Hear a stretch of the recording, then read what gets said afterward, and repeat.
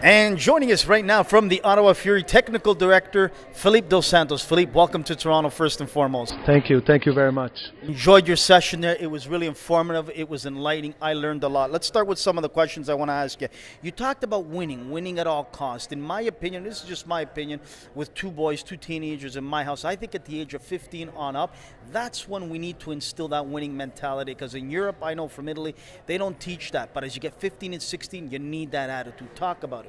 It's not, first of all, it's not winning at all costs. I think that developing a winning mentality is very important, and it needs to start early.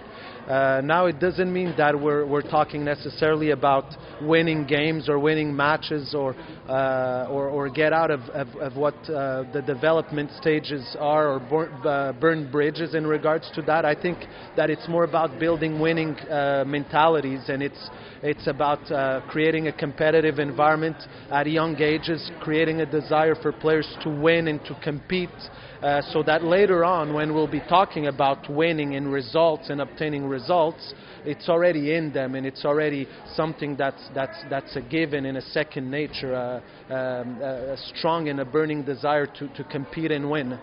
You talked about passion, commitment, desire.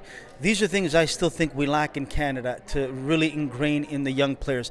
I got to be honest, Philippe, I think it's starting to ingrain more in the women's game than it is in the men's game. How do we get by that? How do we ingrain that? Well, like I said in the presentation, once you start craving something, that's when the habit is formed. And I think that when you're in an environment where you haven't won much, it's kind of hard to preach that winning mentality and turning the page and develop winners. I think that comes by winning.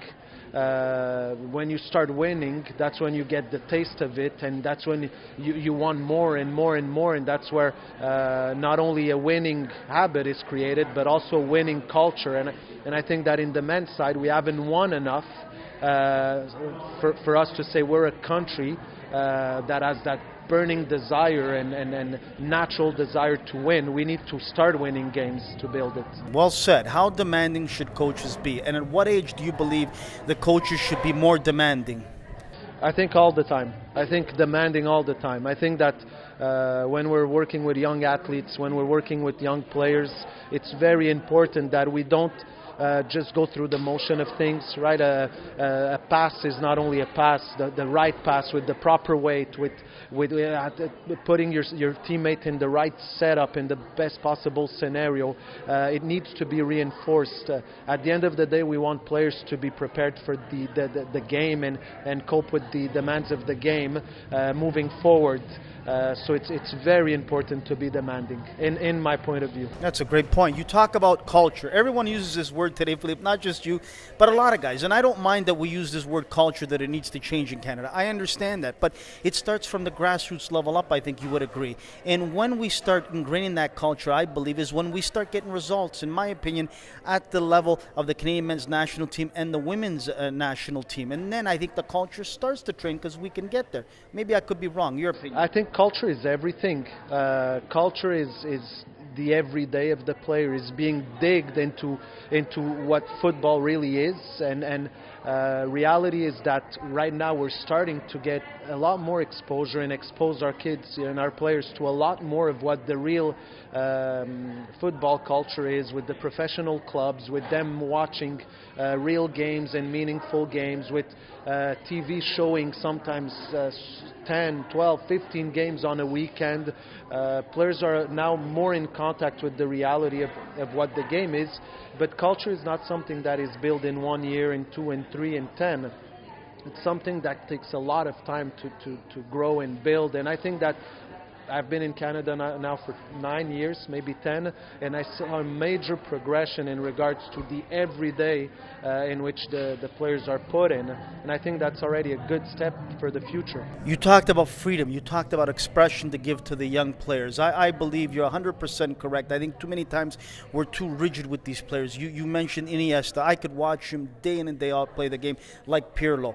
They're like actors out there. They're going out there enjoying the game. It's effort. effortless. How do we get this from our players? How do we get that? Environment. It's creating an environment where we don't restrict them too much, where the game ends up being the ultimate teacher, where we allow for freedom, we allow for situations inside the exercise we put in place to emerge new situations, new problems for them to solve without necessarily giving them the solution immediately, but yes, provide them with the tools to find the solution and be able to with their tools, find a way of solving the problem.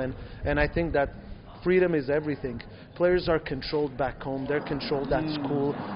They have to come to football and feel liberated, enjoy the game for what it really is. I think that's the most important thing. That's when you'll start producing players that might be different, that have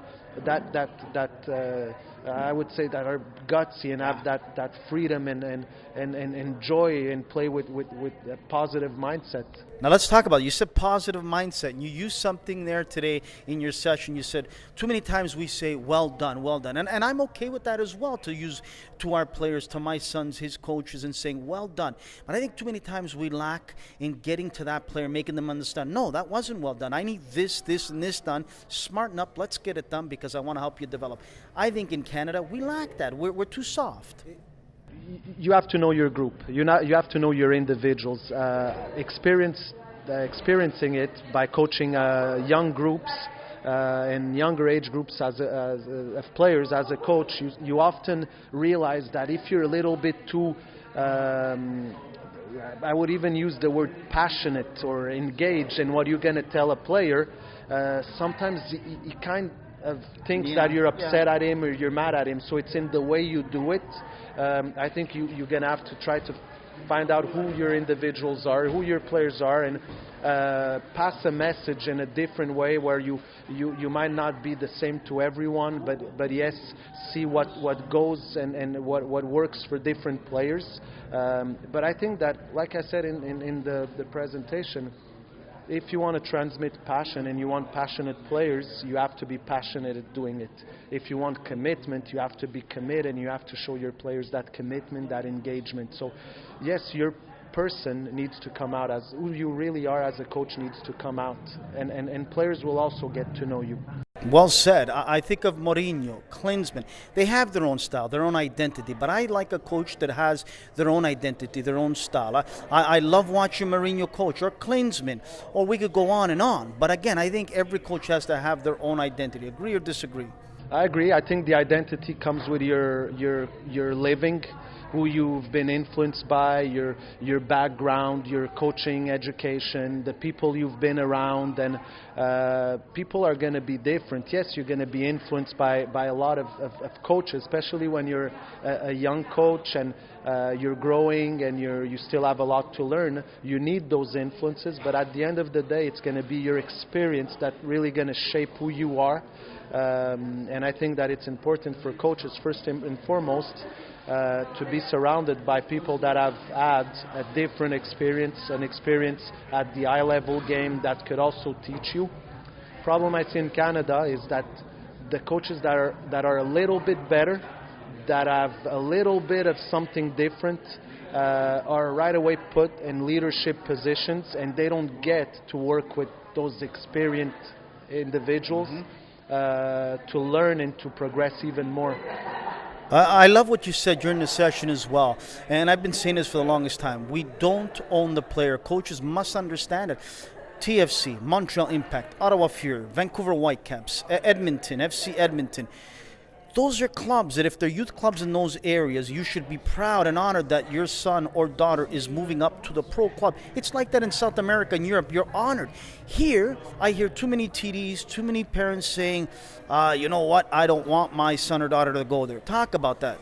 Sometimes it's misinformation, right? It's a misconception, and a community player that's grown in a club for a few years, there's a relation of trust. There's that trust that is built, and when they have to make the move, they're going to go and see the leaders of the club, and they're not encouraged to go for many reasons.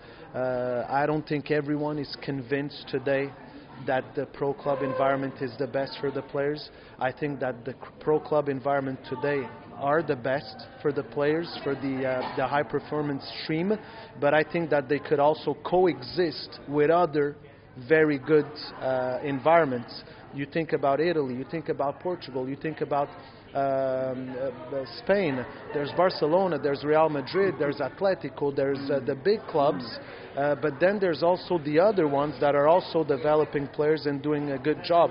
So you're going to have the better ones, the top 20 from an age group in those environments, and then you'll have other ones working well in quality environments that are now getting better and better, and in the future it's a dynamic structure, right? Some will end up coming back to a community club, and some will at later stages move up and eventually play in one of those academies and make it to the pro level.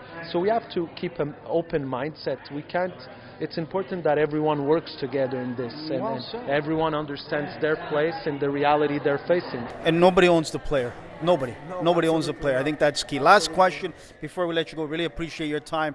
I want to get your opinion on this. I was at Ontario Indoor Cup provincial finals last weekend, and a lot of parents get upset at their coaches if their child doesn't take that free kick, the time that they need, whatever the situation is, and they go down and berate the coach and give the coach all sorts of aggravation and problem.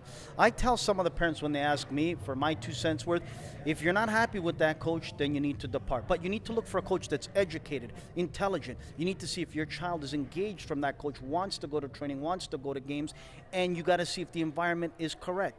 Tell the parents, you're a professional, I'm not.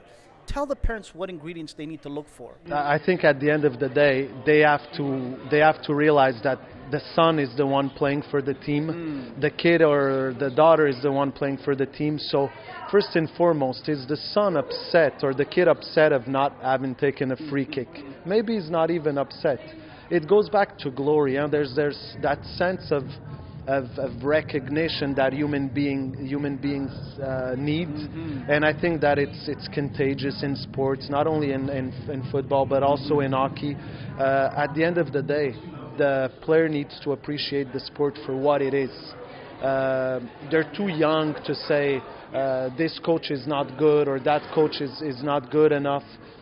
It's the environment, it's the ball, it's the game, and parents need to let go and see where things are going to go, and if a player is good enough, he'll naturally progress to the right environments, because very often they move players around and realize that this place wasn't better than that place, or the other thing is that club leadership needs to be able to create environments where it's not dependent on one individual, one coach. It needs to be a club identity, a club philosophy. Regarding of who is coaching, the quality will always be there. Now, if as a parent I don't like an individual because we're all different, and I decide to go somewhere else, there's no guarantees I'm going to like that somewhere else. Phillip Dos Santos, it's been a pleasure. Good luck in the nation's capital with the Ottawa Fury. Big challenge ahead in the second season in NASL. We wish you nothing but luck. And again, keep up the great work in that region. It's an important region in Ontario and in Canada. Thanks again, Thank you Philippe. very much. Thank you.